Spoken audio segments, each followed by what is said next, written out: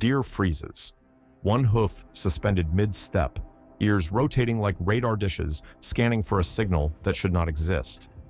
It is not the rustle of leaves that alarms it, nor the snap of a twig. It is something older, something written into the marrow of its bones. The specific cadence of a predator moving through its world. That deer will bolt at the faintest trace of a wolf, but it will stand its ground, barely twitching, when a human hiker walks the same trail. This is not a guess. It is a pattern observed wherever humans move through wild country. The prey species of the forest have cataloged us, and their verdict is strangely quiet. Here is what that silence hides.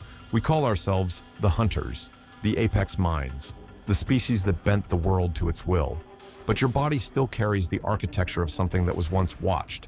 Your eyes sit on the front of your face, not the sides. Your skin crawls at a gaze you cannot see. And the question that follows is one we have almost forgotten how to ask. What if we are not the hunters we believe ourselves to be? What if the animal curled on your sofa, the one that startles at a shadow, is the mirror of a truth you have spent 10,000 years refusing to look at? Consider your own living room. The dog circles 3 times before settling, a ritual older than any memory. The cat watches the hallway from under the table, pupils narrowing to slits. You assume this is comfort. This is domestication. This is the peace of the hearth. But watch closer. The dog positions itself facing the door. The cat chooses the point with the widest view. Even in the dense warmth of your home, the geometry of vigilance never switches off. That geometry of vigilance never switches off. The dog faces the door, the cat chooses the widest view, and both are running an awareness you once shared. If you want to keep tracing this hidden logic from the living room back to the forest, subscribe so the next clue does not pass you by. Because once you notice this pattern, the question changes, and I want you to mark that shift. Leave a comment with the word that best names what the vigilant animal knows: vigilance, mirror, or scan. If you have ever come home and found your pet staring at a wall, utterly still, you know the uneasy feeling of being watched by something you cannot see. You call it a quirk. The animal calls it a scan. Every instinct in its body is running a checklist your species has largely deleted. Is this space safe? Is there a route out? What moved? What breathed? What is the direction of the nearest threat? Here is the part nobody talks about. Your own biology runs the same checklist. You simply stopped listening to it. The human animal is a paradox. We built cities, invented agriculture, and taught ourselves that the wild is the thing outside the window. But walk into a dark room at night and your heart rate climbs before your conscious mind has a chance to register why. You feel a presence behind you and your neck prickles. That is not anxiety. That is an early warning system inherited from a lineage that survived because it could not afford to be wrong. The prey response is not weakness. It is the most conserved alarm system in the animal kingdom. A silent sentinel that shaped the habits of every creature that ever flinched at a sound. So ask yourself honestly, you believe you are the predator, the one who hunts, who controls, who stands at the top of a chain. But when did you last walk through a forest without your heart beating faster at a sudden noise? When did you last feel the ancestral terror of being seen, tracked, or followed? Those are not feelings of the hunter. Those are the fingerprints of the hunted. And the evidence that this wiring survives in you is sitting right there, breathing slowly at the foot of your bed. Your dog, your cat, your bird, they all possess the same startle reflex, the same threshold of alert. But here is the twist you did not expect. They are not the only ones carrying it. Deep in your own sensory system lies a capacity you have forgotten. Your eyes can detect a single candle flame in the dark at a remarkable distance. Your ears can register a change in timbre that signals a living presence.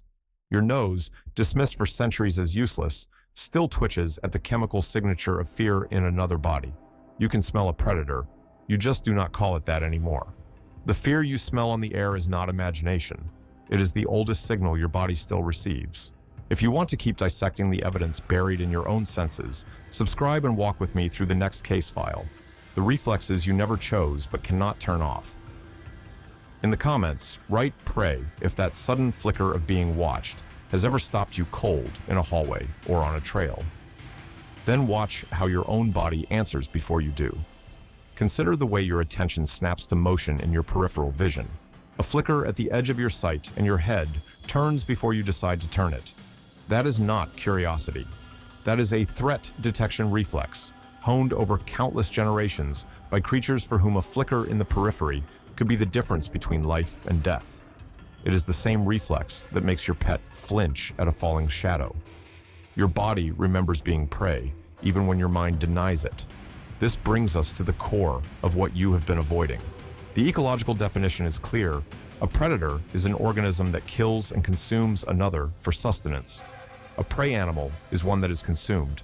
But the deeper truth is that these roles are not fixed identities. They are positions taken in a moment, shaped by context. And the line between them runs straight through your own daily life. When you walk through a city at night and quicken your pace because of footsteps behind you, you are behaving as prey. When you scan a parking lot for movement before getting out of your car, you are performing the oldest survival ritual on Earth. The predator watches, the prey watches the watcher. And you, in those moments, are not the one who watches. You are the one who checks. The unsettling part is that this is not a malfunction. It is a design. Every prey species on the planet shares a portfolio of behaviors that looks almost exactly like the ones you exhibit under stress. They restrict their activity to safer times. They alter their patterns when a threat is near. They stress. They call out. They go quiet.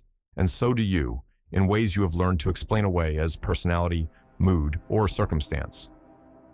Now, this is where it gets strange. The same alarm that makes you alert is also the one that exhausts you. Living on a threshold of constant watchfulness drains the body in ways you do not consciously register. You feel tired at the end of a day spent indoors, having done nothing physical. You feel restless in spaces that feel too open, or too closed, or too quiet. That is not weakness. That is vigilance working exactly as designed, burning energy to keep you alive while you mistake the cost for a character flaw. And here is the realization that changes everything. You have been training yourself to ignore this system your whole life. Society calls it confidence, courage, the ability to stay calm. But the animal inside you never stopped scanning. It simply learned that its warnings would not be listened to. So the next time your pet startles at nothing, do not dismiss it. Notice what your own body does in that same instant. The sudden tension in your shoulders, the quickened breath, the eyes widening involuntarily. You and the dog are reading the same room. You just stop believing what you see. Imagine what it would mean to trust that signal again, not to live in fear, but to audit your surroundings the way your ancestors once did, to step outside and let your senses stretch beyond the concrete and the glass. The flicker in the periphery, the scent carried on the air, the subtle shift in the soundscape that your ears register before your thoughts catch up. That is the perception of the prey animal, and it is still yours, if you choose to use it. If that account of prey perception felt more like memory than theory, subscribe now so the next case file reaches you before the old training reasserts itself. I am not done mapping the senses your body still uses in secret. In the comments, leave the word prey if your shoulders tightened or your eyes widened while reading that. And if you caught your pet doing the same scan, tell me what it sensed that you dismissed. The final piece of this picture is the one that disturbs most people. The predator does not feel constant alert. The predator rests in the certainty of its position. But you, for all your inventions and empires, still check the door twice before sleeping. Still glance over your shoulder in an empty street. Still feel the hair on your arms rise in a silence that seems too deliberate. Those are not the habits of something that rules the earth. They are the habits of something that once had to live carefully and never fully unlearned how. So here is the truth you have been circling all along. We are not the prey species in the way a deer is prey. We do not live under the shadow of a single-fanged predator waiting to consume us. But we carry the circuitry. We built our modern world on the back of a nervous system that evolved to be watched, to be cautious, to be aware of being vulnerable.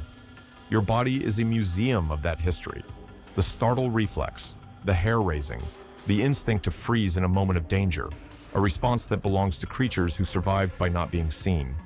You inherited all of it, and you use it every day without recognizing what it is. Look at your pet again tonight.